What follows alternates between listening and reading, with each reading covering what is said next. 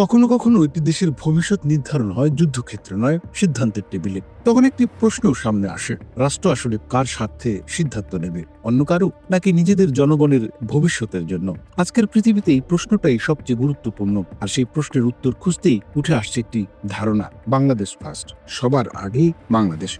একসময় বিশ্ব রাজনীতি ছিল দুই ভাগে বিভক্ত, একদিকে এক শক্তি, অন্যদিকে আরেক শক্তি। দেশগুলোকে প্রায় বাধ্য হয়েই কোনো এক পক্ষ বেছে নিতে হতো। কিন্তু আজ সেই বিশ্ব আর নেই। আজকের পৃথিবীতে সম্পর্কের ভাষা বদলে গেছে। এখন এক দেশ নিরাপত্তা সহযোগিতা করছে এক জায়গায়, প্রযুক্তি নিচ্ছে আরেক জায়গা থেকে, আর বিনিয়োগ আনছে তৃতীয় কোনো দেশ থেকে। কারণ আধুনিক কূটনীতির মূল প্রশ্ন এখন কারোর সাথে অন্ধ সম্পর্ক নয়, বরং দেখা হয় সেই সম্পর্ক দেশের জন্য কি আনছে।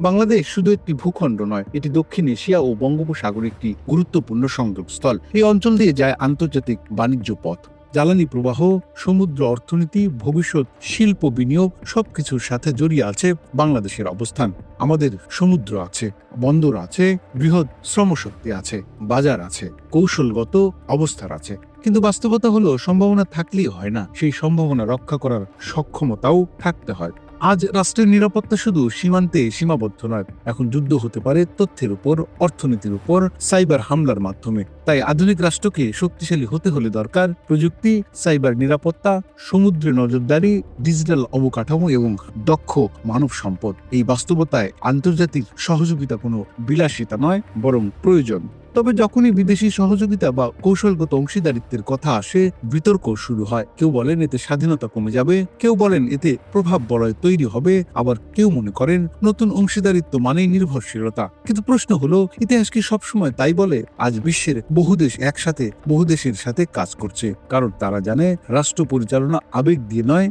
জাতীয় স্বার্থ দিয়ে চলে।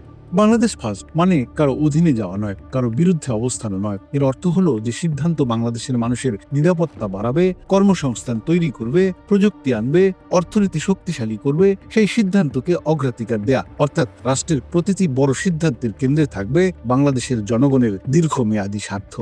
কোন দেশের সাথে সম্পর্ক রাখা দুর্বলতা নয়, দুর্বলতা হলো নিজের লক্ষ্য না জানা। যে রাষ্ট্র আত্মবিশ্বাসী, সে বিশ্বকে ব্যবহার করে নিজের উন্নয়নের জন্য, আর যে রাষ্ট্র দুর্বল, সে অন্যের সিদ্ধান্তের অপেক্ষায় থাকে। বাংলাদেশের সামনে এখন সেই পরীক্ষাই এসেছে।